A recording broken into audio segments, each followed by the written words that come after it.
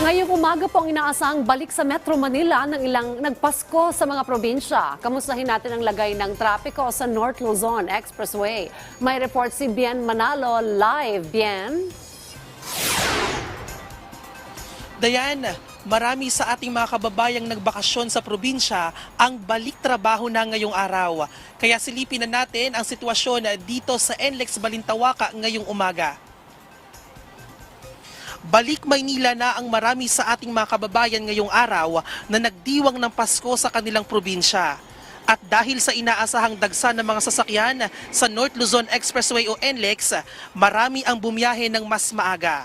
Nauna nang nag-abiso ang pamunuan ng North Luzon Expressway kaugnay sa inaasahang mabigat na usad ng trapiko sa ilang pangunahing toll plaza sa NLEX simula pa kahapon.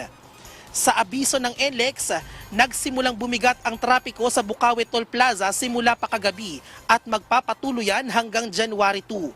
Asahan na rin ang mabigat na trapiko sa Balintawak at Mindanao Toll Plaza sa tanghali hanggang sa gabi ng December 29 ng umaga ng December 30.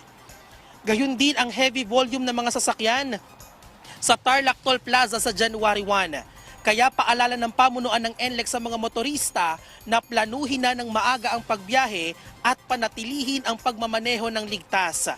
Kaugnay nito, patuloy pa rin ang pagpapatupad ng pamunuan ng Safe Trip Mo Sagot Ko Motorist Assistance Program sa buong expressway na tatagal hanggang January 2, 2024. Dayan, sa ngayon ay unti-unti nang humahaba ang pila ng mga sasakyan dito sa bahagi ng northbound lane ng NLEX Tollgate. Ito yung papunta ng norte. Sa kabilang banda naman ay maluwag pa naman ang usad ng trapiko doon sa southbound lane. Ito naman yung papunta ng Metro Manila.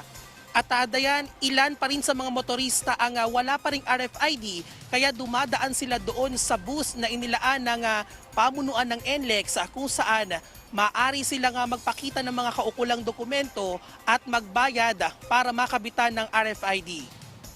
At yan muna ang update dito sa NLEX Balintawaka. Balik sa iyo, Dayan. Maraming salamat sa iyo, Bien Manalo.